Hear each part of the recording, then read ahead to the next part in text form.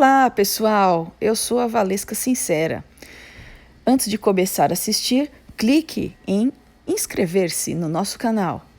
E se você gostou, dê um like e compartilhe. Obrigada! Música de Piotr Ilyich Tchaikovsky, ou em português, Pedro Tchaikovsky. Vamos acompanhar a biografia deste ilustre compositor russo. Piotr Ilyich Tchaikovsky foi um compositor russo.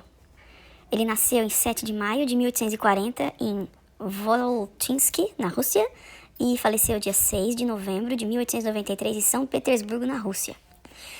O Tchaikovsky foi um compositor romântico russo que viveu em meados do século XIX e, pelo vigor e a criatividade da sua obra, se transformou num dos mais populares e conhecidos autores de música clássica de todos os tempos. Foi o segundo de uma família de 6 filhos e nasceu em Votkinsky, na região de Vyatkla. Gente, mas cada nome, hein? Meu Deus. Na Rússia, em 7 de maio de 1840. E apesar de tocar piano desde os 5 anos de idade, Pedro, vou chamar ele de Pedro, né? Que é o Pedro em português, como era carinhosamente chamado pelos pais próximos, teve seus estudos dirigidos para outra área, a advocacia, e acabou por se graduar na Imperial School of Jurisprudence, na cidade de São Petersburgo. Ele chegou a trabalhar no Departamento de Justiça russo, mas definitivamente não era sua vocação. Em 1863, já com mais de 20 anos, começou a estudar música com Anton Rubinstein, no Conservatório de São Petersburgo, e por conta do grande esforço pessoal, progrediu rapidamente nos estudos. 3 anos mais tarde, passou a lecionar teoria musical e composição no Conservatório de Moscou. Nessa época, compôs uma das primeiras sinfonias, que chamou de Sonhos de Inverno. Durante seu período no Conservatório de Moscou, teve a oportunidade de conhecer outros autores consagrados de música clássica, entre eles Franz Liszt, Hector Berlioz, que são compositores húngaro e francês, respectivamente, que fizeram turnês pela Rússia. A crescente fama e reconhecimento do compositor russo acabaram por influenciar autores novos, entre eles Sergei Rachmaninoff, acho que é assim que se diz, que em pouco tempo mais tarde teria sua obra também mundialmente conhecida. Tchaikovsky percebeu o valor de Rachmaninoff e foi um incentivador da sua carreira. As obras mais geniais.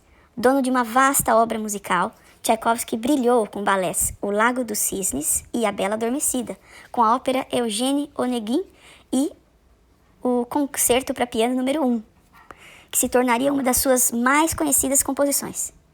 Desde as primeiras audições, tais obras ganharam aprovação imediata do público e até os nossos dias são lembradas como grandes criações da música erudita universal. Entre os seus trabalhos mais importantes figuram ainda o balé O Quebra-Nozes e a ópera De Voivoda, de Oprichniki, Vakula, o Ferreiro, A Donzela de Orleans, Mazepa, A Encantadora e A Rainha de Espadas. Nas composições orquestrais destacam-se as obras Romeu e Julieta, Abertura 1812, A Marcha Eslava, Tempestade, Francesca di Ramini, entre outras tantas composições que atestam o gênio criativo de Tchaikovsky. Ao completar o seu repertório de produção de sinfonias, concertos, óperas, balés e música de câmara, Tchaikovsky deu às suas criações uma abrangência temática e de intensidade dramática, que conduziram além de uma produção meramente nacionalista, como era o caso da maioria dos compositores russos de sua época, e transformaram um artista de renome internacional.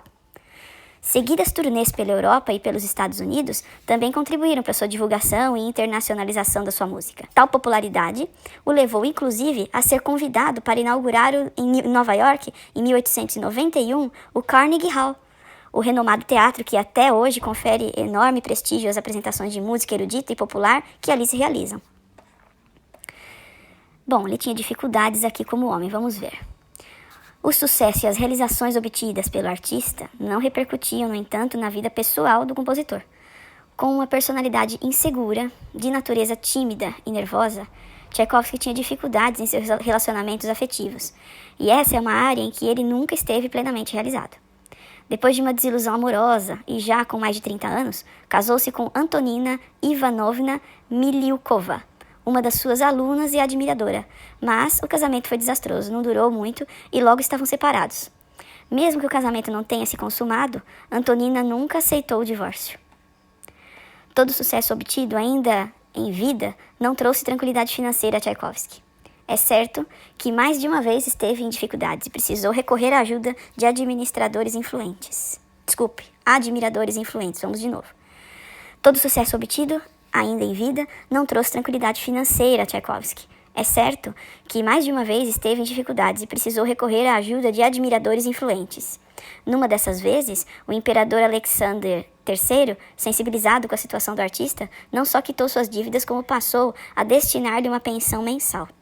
Notória também foi a contribuição da baronesa Nadezhda von Meck, que durante muito tempo o amparou financeiramente. Um fato curioso é que, apesar da correspondência por carta que mantiveram durante anos, o compositor e sua patrocinadora nunca se viram pessoalmente, segundo consta por insistência da própria baronesa.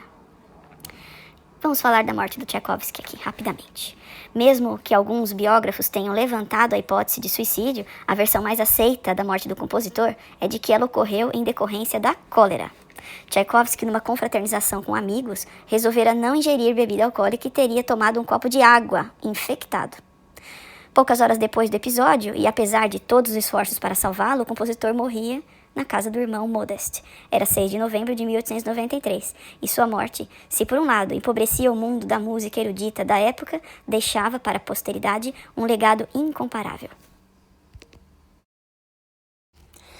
Agora vamos falar de Ernest Theodor Amadeus William Hoffmann, mais conhecido como E.T.A. Hoffmann. Este homem foi o responsável por criar a história do quebra-nozes em 1816.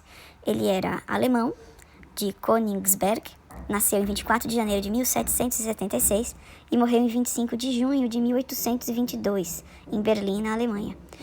Então, o Hoffmann viveu na época do romantismo. Então, as produções literárias dele, como O Quebra-Nozes e o Rei dos Camundongos, Copélia, são obras da época romântica, do período romântico literário.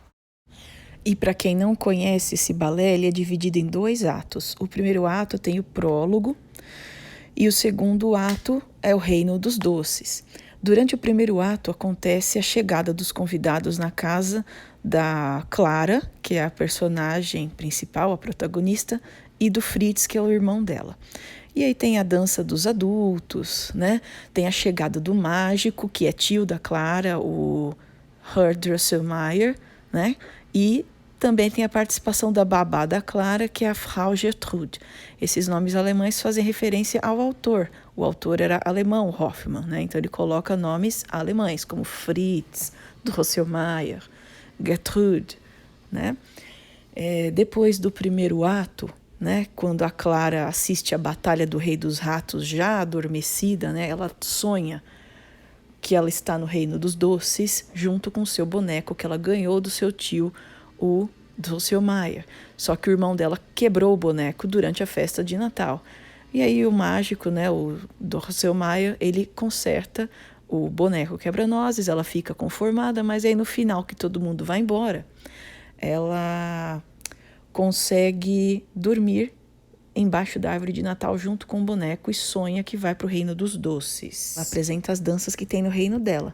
Então tem as danças dos bonequinhos de marzipan, que são os bonequinhos de açúcar, tem a dança do chocolate, que é a dança espanhola, tem a dança russa, tem a dança do chá, que é a dança chinesa, tem a dança árabe, que é a dança do café, tem a valsa das flores, depois tem a variação da fada açucarada, e depois a Clara vai acordar embaixo da árvore de Natal e vai perceber que tudo isso não passou de um sonho. Ela sonhou que estava dançando com seu príncipe quebra-nozes no reino da fada açucarada. Ok? Vamos lá então, vamos ver o que eu gravei.